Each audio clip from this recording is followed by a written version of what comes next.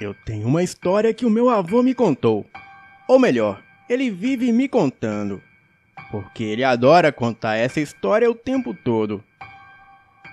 Quando meu avô era jovem, ele morava na Transilvânia.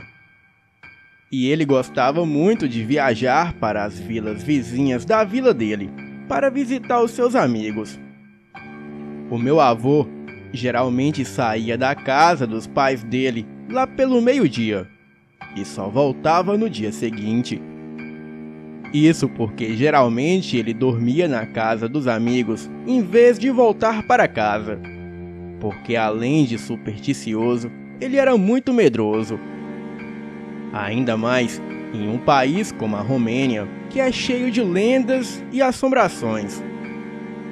Bem, numa tarde, ele resolveu ver um amigo em uma das vilas vizinhas, a cerca de 4 quilômetros da vila onde ele morava. E ele tinha que passar por uma estrada que atravessava alguns campos para chegar lá. E na época não tinha eletricidade e também não havia iluminação. No caminho, enquanto ele andava pelo campo, ele viu mais para a frente dele um velho alto andando devagar na mesma direção que ele. Bem, ele não conseguiu identificar quem era. E quando ele chegou perto, o velho se virou e o cumprimentou. O meu avô, que na época não era nenhum vovô e era jovem de apenas 20 anos, o cumprimentou de volta, pensando o seguinte: bem, eu não sei quem é ele, e eu conheço todos da vila. Mas eu sei que ele é um estranho, então vou ter cuidado com o cabra. Bem, eles continuaram a caminhar juntos. O velho estranho começou a resmungar e a falar que ele tinha visitado a irmã dele e que agora estava indo para casa. E qual é o nome da sua irmã? O meu avô perguntou. E quando o velho respondeu, ele pensou consigo mesmo que não tinha nenhuma mulher na vila dele com aquele nome. Então, o velho continuou a resmungar e a falar de pessoas da vila que ele conhecia e também fofocava sobre elas. Mas o meu avô não conhecia nenhuma delas. A Romênia é um país pequeno. E nas vilas da Transilvânia, todo mundo conhece todo mundo. Mas o meu avô não conhecia ninguém que aquele velho mencionava.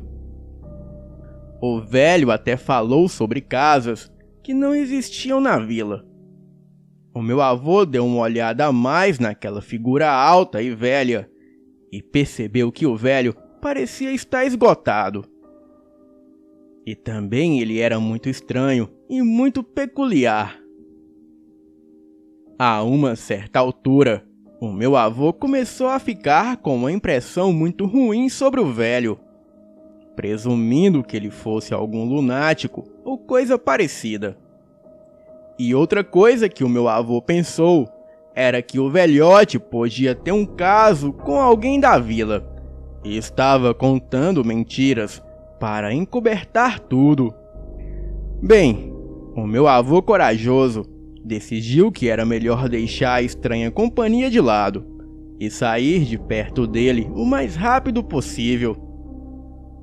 Já estava escuro e ele já estava ficando muito apreensivo e não queria arriscar nada. Então, ele falou para o seu companheiro viajante que tinha que tirar um pouco de água do joelho. E assim, ele entrou no meio do mato que tinha perto da estrada e, como ele era muito corajoso, saiu correndo pelo campo para achar outro caminho. Porém, acabou se perdendo. E como consequência, ele começou a perambular pelos campos e não conseguia achar o caminho para a vila do amigo. Algumas horas depois, ele acabou se perdendo de novo e não achou o caminho de casa. E enquanto ele andava por umas plantações de pêssego, ele viu uma luz à distância. e chegando mais perto, ele viu que parecia ser uma lanterna a óleo, pendurada em uma árvore quase coberta pelo mato. Bem, ele pensou, deve ser alguém da vila trabalhando até tarde na plantação, e eu vou até lá pedir informações.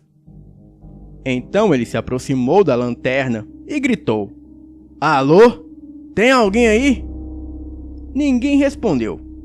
Mas então, por detrás dos arbustos, apareceu a cabeça do velho, com um sorriso maléfico no rosto e os olhos fixos nele. "Meu caro rapaz, por onde você andou? Eu achei que tinha perdido você." Depois de ouvir isso, o meu avô começou a tremer de medo. E convencido que o velho era um vampiro, afinal naquela vila havia muitas superstições sobre vampiro, e também pelo fato de que outro jeito que ele poderia ter chegado onde ele estava de forma tão rápida. Era impossível, pois nem o vento era tão rápido assim. O meu avô virou e saiu correndo, e o tempo inteiro olhando para trás, xingando e gritando para o vampiro e implorando para ele não segui-lo, o que o vampiro não fez. Enfim, o meu avô acabou chegando na vila um pouco antes do amanhecer e correu para casa. A irmã dele, que ainda está viva, lembra até hoje como ele estava abatido naquela manhã.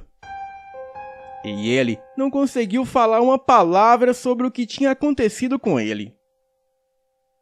Bem, essa história o meu avô vivenciou na própria pele. Pois ali naquelas vilas da Transilvânia, existem várias outras histórias macabras sobre vampiros. Inclusive, até mesmo sobre o Conde Drácula. Bem, mas será que isso realmente aconteceu com ele? Ou ele estava tendo alucinações impostas pelo medo e pelas crendices dos sitiantes locais? Bem, isso depende de você que escuta essa história decidir. Boa noite.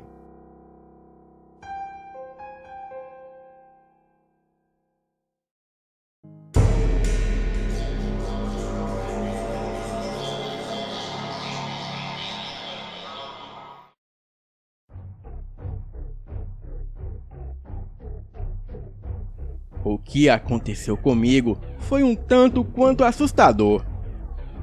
Era de tarde e eu estava de férias, mas mesmo assim, eu sempre costumo tirar um cochilo à tarde.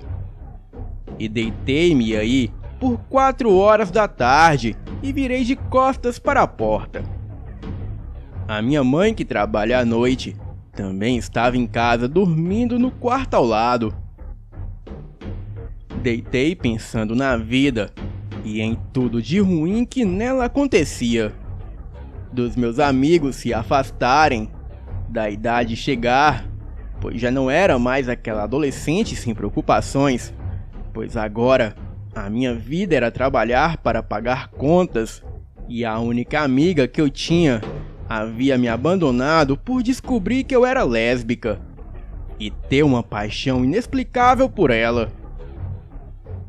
Bem, depois de uns 10 minutos deitada, e ali pensando na vida, eu comecei a sentir calafrios e paralisei ali deitada sozinha.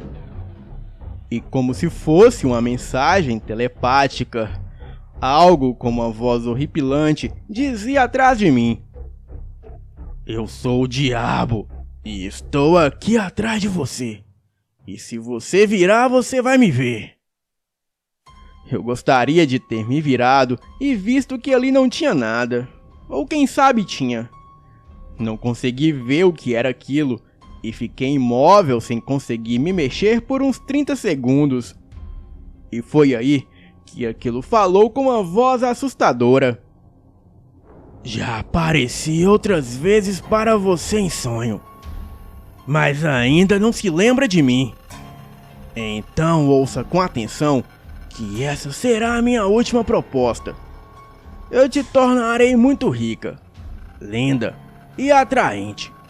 E farei a miserável da piranha que se fingiu de sua amiga voltar rastejando por você. A vida dela não terá sentido algum sem você. Ela é uma piranha ingrata. Depois de você demonstrar todos os seus sentimentos por ela, num tom de desprezo, te abandonou e te achou esquisita por gostar de outra garota. Pois para o Deus cristão dela, isso é um insulto. Mas para mim, o verdadeiro Deus, o Senhor da Luz, o Libertador, eu vejo isso como uma obra de arte. Pois amor é amor. Não importa a forma que seja, apenas a forma que o sente. Te tornarei poderosa e exaltada por todos, e terá o amor, o dinheiro, o poder, o tanto quanto quiser por 21 longos anos. Só preciso que você me diga sim, e ao longo dos dias eu darei as instruções. Foi então que, como um flash repentino, eu me lembrei de tudo. Me lembrei que chamei o diabo em pensamentos e até tentei fazer um pacto que peguei no livro negro de São Cipriano. Porém, desisti na metade do pacto. Não por medo, mas por não acreditar. O diabo me perguntou mais uma vez sobre a minha resposta. Porém, eu não conseguia falar nada, pois diante da situação, eu estava na dúvida se era aquilo que eu realmente queria. Em seguida, eu escutei algo rosnando por trás de mim, e foi então que comecei a me sacudir, e parecia estar em transe. E só consegui voltar a me movimentar depois que caí da cama para o chão. Nesse dia, eu não sei se era realmente o diabo ou outro demônio que estava lá em casa, pois eu não consegui ver nada. Só senti aquela presença demoníaca no meu quarto. Desde então, eu não durmo mais nele, e só o uso para guardar as minhas coisas. Mas mesmo assim, eu tenho sonhos constantes com o diabo. Ele se mostra furioso e diz que joguei fora a oportunidade da minha vida, e que pagarei caro por o chamar sem nenhum motivo. Passei a frequentar uma igreja e as coisas têm se acalmado, mas às vezes eu fico pensando, e se eu tivesse aceitado o pacto? Como seria a minha vida hoje em dia? Afinal, por mais que eu não tenha aqueles pesadelos, a minha vida, tanto amorosa quanto profissional, está um desastre. Boa noite.